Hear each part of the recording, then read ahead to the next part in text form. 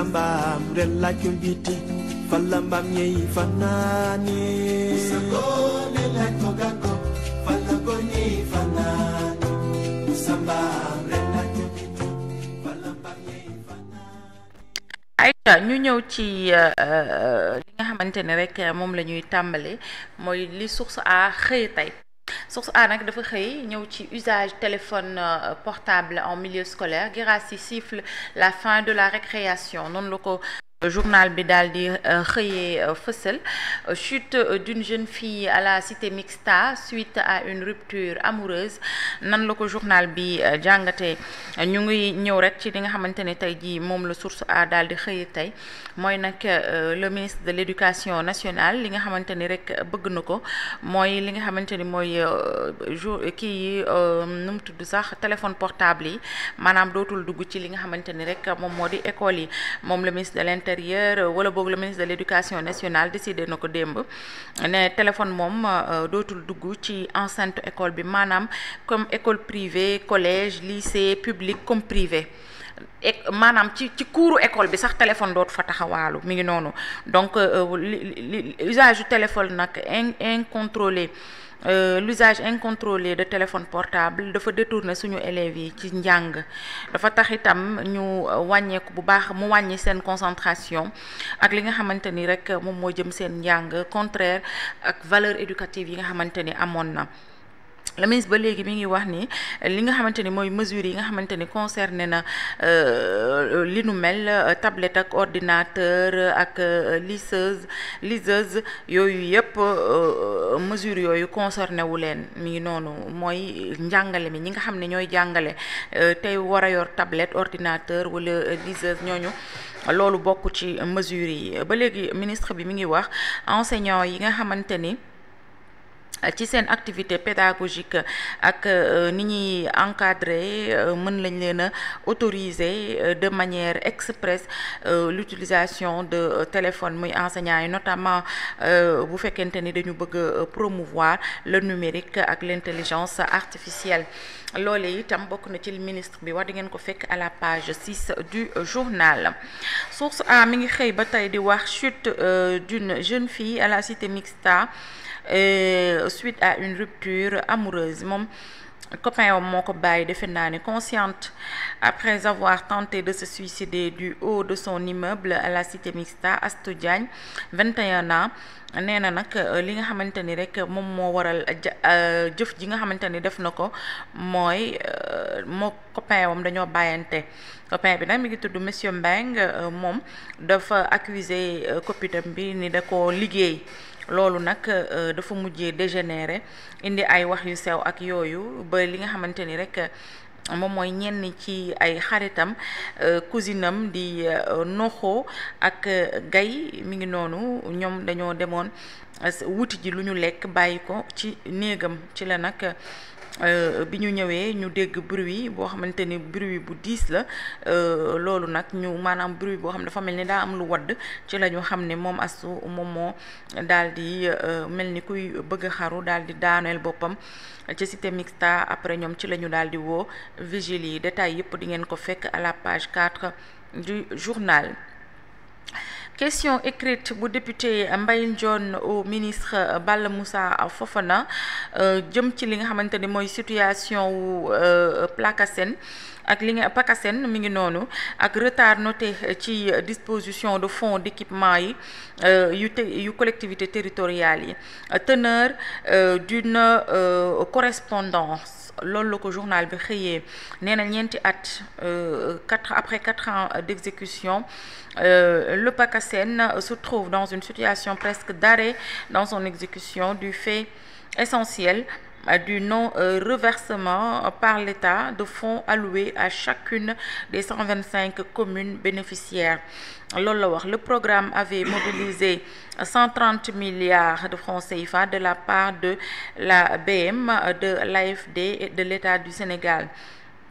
Nous sommes à moins de 3 mois de la clôture de l'exercice budgétaire en cours. Les collectivités territoriales n'ont reçu encore n'ont encore reçu que le fonds de dotation de la décentralisation et attendent toujours le reversement des fonds d'équipement des collectivités territoriales, de la contribution économique locale et des ristournes. loolu la ko journal bi daal di xëy taxe annoncée sur le mobile money, coup de gueule du PS. loole itam di ngeen ko fekk ci journal bi. En détournant l'épargne nationale vers des produits d'endettement incertain, le gouvernement crée un double forfait. loolu la ko PS xëy fësal di ngeen ko fekk à la page 3 du journal. ñu ñëw ci beneen yéenekaay. On a le soleil national nag xëy na daal di wax ci lutte contre l'occupation anarchique de l'espace public. Bamba Cissé à l'offensive. Samedi bi passé le ministre de l'Intérieur dafa libérer site yu bari, parc à mazout bu Colobane, ak te it nag mi ngi ne dafay xeex li nga xamante ne mooy anarchie urbaine bi nga xamante ne seetlu nañ ko. Mamadou Mountaga Diallo di professeur géographe aménagement du territoire foofu ca UCAD nee na dans bien des cas la pauvreté est un facteur d'occupation anarchique. loolu la daal di xëy fësal ci journal bi di Le Soleil national. ñu dem ci beneen yéenekaay. ginnaaw Le Soleil on a les échos nag li mu xëy wax moom mooy paradoxe sénégalais. Le peuple souffle le martyre. Diomaye joue au Scrabble. Faut-il y avoir un symbole de désinvolture dans un contexte national tendu? Une preuve bienvenue de simplicité et d'humanité. moom nag laaj la samp ne nag jàpp na ni li nga xamante ni moom la ñu gis muy image yooyu ñu wone Diomaye ci le président de la République Diomaye Faye mu ci avion bi muy Scrabble. journal bi nag samp na fab laaj ne peuple yi ñu ngi am jafe-jafe. Diomaye moom di le président de la République mi ngi jouer Scrabble. nee na est-ce que symbole de désinvolture la wala contexte bi moo xaw a metti wala boog simplicité rek la ak humanité fu ñu ko mënti teg rek. en tout cas journal bi def na ci taxaw seetlu samp ci ay laaj à la page 4. Recours pour excès de pouvoir. Pourquoi Barthélémy Diaz a perdu à la Cour suprême? Les détails des observations des avocats dépassés. Barth est bien un conseiller municipal. Le préfet a bien le pouvoir en vertu de l'article L277. donc préfet am na droit jëlee ko ci 6 bi mu toog. Barth tamit conseiller municipal te délai observation avocat yi jëm ci li nga xamante ni mooy condamnation définitive bi dafa dépassé. donc il était peut-être d'après le journal jàpp na ni loolu xëy na moom moo tax mu daal di ñàkk li nga xamante ni mooy mairie bu Ndakaaru. Demande d'asile en France d'un compatriote pour homosexualité. Un Sénégalais débouté en appel malgré ses craintes liées à son orientation sexuelle. moom nag dafa bëggoon asile dem France ci wàllum homosexualité mais nag nanguluñ ko même bu fekkente ni moom tiital na boppam ci li nga xamante ni moom noonu la mel du ma ni nu ko yàlla bindee de noonu la mel muy noonu. donc 21 septembre 2024 21 septembre 2025 Lat Diop a bouclé hier 1 an de prison alors que Sidi s'il te plaît luñ ci def. Le dénonciateur Mohamed Dia portant dans un rapport de la CENTIF mu ngi noonu di ngeen ko fekk ci à la page 2 du journal. Horreur à Boune village, un homme trouvé mort et pendu à un accardier dans la forêt classée. ñu ñëw ci beneen yéenekaay. On a Rewmi Quotidien. Mendicité sur la voie publique, c'est une infraction pénale, prévient Maître Bamba Cissé. loolu la xëy fësal ci journal bi di Rewmi Quotidien. Kaolack, passe d'armes entre Serigne Mboup et Fadilou Keita daa mel ni neexootuñu di ngeen ko fekk itam ci journal bi. ñu dem ci beneen yéenekaay. Walf Quotidien, blocage des fonds d'équipement de la SEL et des ristournes. L'État asphyxie les collectivités. Page 3, le député Mbaye Dione interpelle la tutelle. Loolu le journal Walf Quotidien daal di xëy fësal. Immobilier, construction, chute libre, ñu ngi wax itam ci iPhone, mu ngi wax iPhone haut de gamme, l'iPhone ça sonne, m'as-tu vu, dafa mel ni mbir yi dafa chuté njëndum iPhone bi dafa wàññeeku de, dafa mel ni mi ngi noonu. Donc noonu la ko journal bi xëy fësal, di ngeen ko fekk à la page 7. Alors ñu dem ci beneen yéenekaay ginnaaw. On a l'observateur nag moom xëy na ci wax 19 retraits frauduleux en 72 heures. L'odyssée cauchemardesque d'un opérateur économique dépouillé de 15 millions de francs CFA. Ndiogou Sow de Malika attaque banque et opérateur télécom. À la page 7 du journal. Man nag gis nga lii, man lii jaaxal na ma trop. Léegi da ngay am numéro commercial, mais pourtant numéro commercial bi day am ñu ci am accès di rocci sa xaalis. Dal na fi benn influenceuse temps yee lu xew. Cité Mixta déstabilisée par une rupture amoureuse. Astou Dey saute du 3e étage. Biñ ko laajee nag daani copain bi daal daf ko ni daf ko liggéey. Les détails de la violente dispute téléphonique qui a précisé le geste désespéré. Page 7 ngeen koy fekk ci journal bi. Moom li ko dal c'est de kii nu tudd sax nan lañ koy waxee. Elle est obsédée. Voilà, c'est de l'obsession. Góor bala nga xaru. Kooku moom tu es obsédé par cet homme-là. Il faut que nga dem faju Astou Dione deng. Voilà, tu as besoin de demal nga faju ji. Feebar la de. Obsession nag dañu jàpp ni lii la obsession feebar la de. Da ngay gis sax góor bàyyi jigéen mu topp ci ginnaawam di daw. Góor bàyyi jigéen ja topp ci di daw naan ko duma la bàyyi. Góor fase jigéen ja naan ko man fase nga ma waaye man sama sëy tasul. Topp ca di daw. Yooyu yépp am na, et ça c'est de l'obsession. Te loolu feebar la, demal nga faju ji waxtaan ak ay psychologue ñu faj la. Waaw. Samuel Sarr attendu par la DIC. Secret d'une audition à domicile. Page 3. 2 véhicules de luxe, un Land Rover Urban D300 Defender 110 HSE et une Mercedes-Benz S500 au cœur de l'enquête. Acquis pour 200 millions de francs CFA auprès du fils de l'ancien président. L'ancien ministre affirme que cet achat n'a aucun lien avec une relation d'affaires et précise avoir déjà revendu l'un des véhicules. Marchandage, facture, carte grise et paiement par chèque. Loolee yépp indi na ci ay leeral moom le député Samuel Sarr. Démb déglu nañ ko, mais à son domicile à la page 3 du journal dinañ ci wax ci kanam. Le maire de Dakar fouillé par l'IGE. IGE mu ngi dugg ci mairie bu Ndakaaru xool nan la ko Barth téye woon. L'ex-maire de Dakar se trouve-t-il face à un risque politico-judiciaire susceptible de compromettre sa carrière politique? Ab laaj le journal bi samp. 80e sommet des Nations Unies à l'ONU, le Sénégal va avoir une position beaucoup plus ferme. Formateur à l'ENA, le professeur Mamadou Aliou Diallo décrypte les enjeux de ce rendez-vous planétaire. Page 2-5. Diomaye, une photo en altitude, une polémique au sol. Je vois pas, il y a quoi de polémique dans ça? Ah, Sénégalais. Ñu dem ci beneen yéenekaay. Jouer au Scrabble am na problème ban problème moo ci nekk nag nañu waxante dëgg lan la ci adore gérer les détails non franchement nañu waxante dëgg nag man daal bàyyi leen détail. Le fait que le président joue au Scrabble loolu du info sax. Le torchon brûle entre Serigne Mboup et les pastifiants.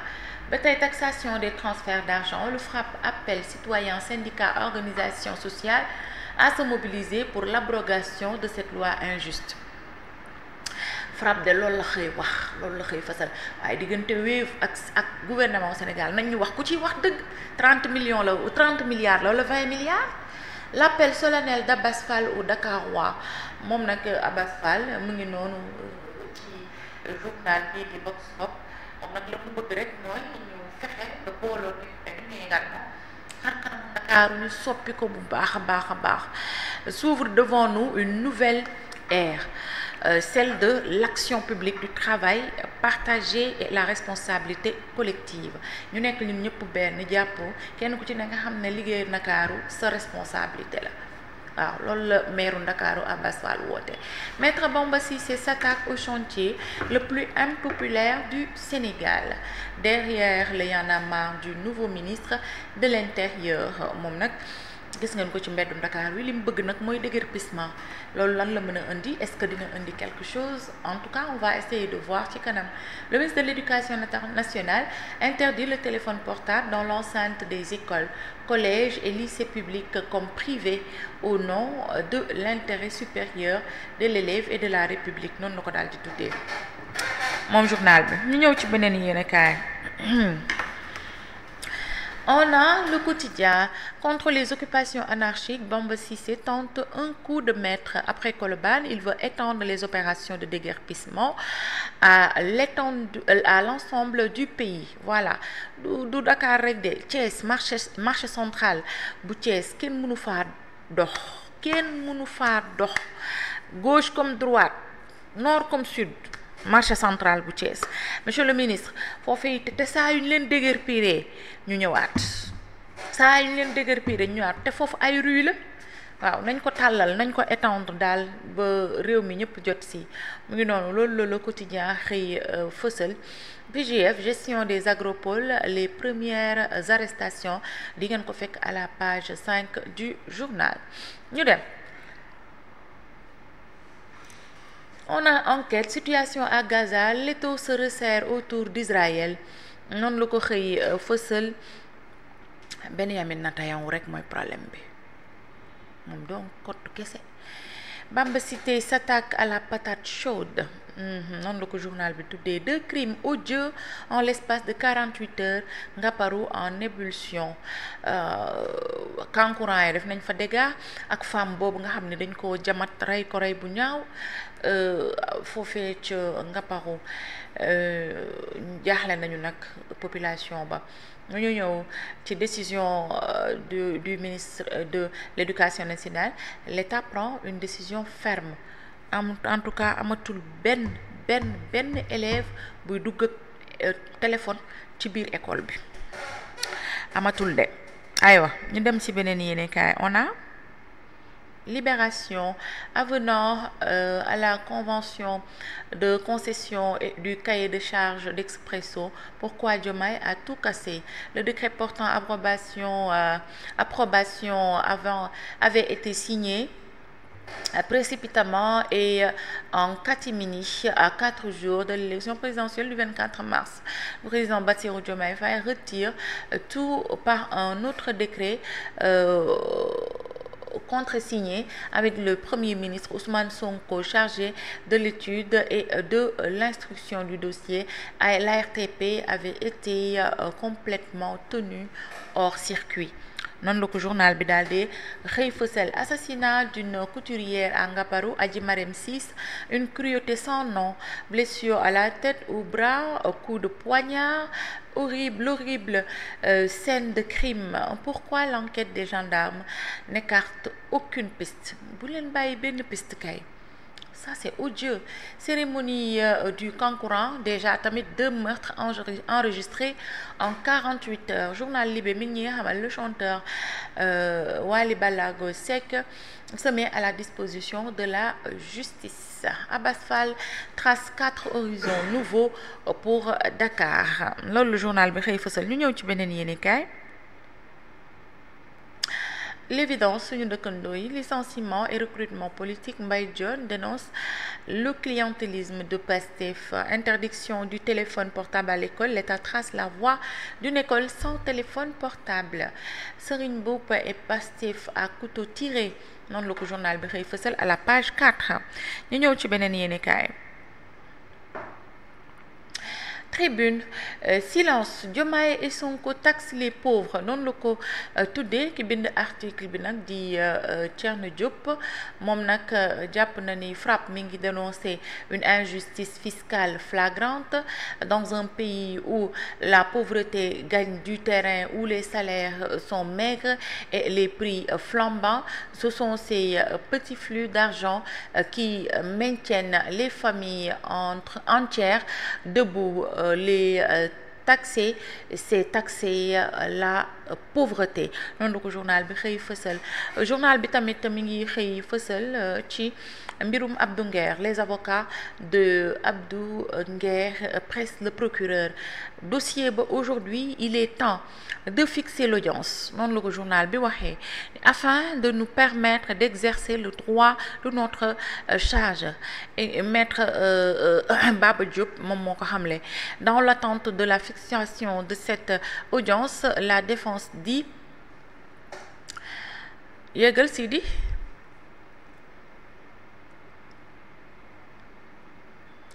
compter sur les diligences du parquet pour garantir le respect des droits de son client toujours en détention provisoire ba léegi détention provisoire la pourtant boucler nañ enquête bi dafa war a taxaw à la barre ñu juger ko àtte ko moom loolu la bëgg moom Abdou Nguer ay avocat am loolu la ñu bëgg vendredi la mat sëkk 6 mois yi nga xamante ni tëdd na ko te defe naa yoon 6 mois la joxe su nekkente ni renouveler wuñ ko te pourtant renouvellement warta am parce que boucler nañ enquête bi ba pare donc avocat mi li ñu bëgg nag mooy procureur def li mu war a def juge bi àtte leen àtte ko ñu dem ci beneen yéenekaay di ngeen ko fekk à la page 5 mi ngi wax tam yéenekaay bi le pari de la mobilisation réussi rappel à l'ordre lance un signal fort au régime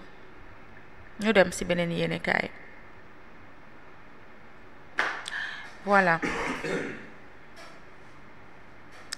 L'As quotidien mu ngi ñëw ci les activistes mènent l'opposition noonu la ko tuddee Maître Bamba Cissé son premier chantier mooy liberté ak occupation anarchique mu ngi noonu ñu dindi ko ci inondation à Touba le vibrant plaidoyer de docteur Mbaye Chimère Ndiaye di ngeen ko fekk ci journal bi à la page 4 également di ngeen ko fekk le député Mbaye Dione qui met la pression sur le ministre ñu dem ci beneen yéenekaay sport, affaire impliquant le lutteur de Pikine, Ama Baldé se dédouane et crache ses vérités. Les policiers n'ont pas présenté leur carte, ni garé une voiture de police, ni montré aucun signe provenant qu'ils étaient de la police. Une altercation a suivi et j'ai quitté les lieux. C'est seulement à mon retour en France que j'ai entendu les rumeurs, affirme Ama Baldé.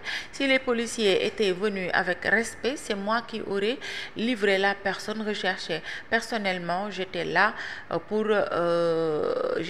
pour 4 mois pour des raisons médicales. loolu la Ama Baldé xëy fësal ci tribune sport. Est-ce que am na beneen yéenekaay ñu dem ci record voilà record lu mu wax ñëwal ci record voilà Europe but et passe décisive les Lions se déchaînent Coupe d'Afrique Interclub premier tour aller Jaraaf solide à Yaoundé j'ai fait cale à domicile loolu la daal di xëy fësal Ballon d'Or 2025 succession de Rodri Dembélé favori face à la pépite de Yamal Yamal nag moo kii nag ma ni ko Yamal moo fort nag mi ngi noonu aywa merci beaucoup Sidi on enchaîne avec la dernière partie de cette émission.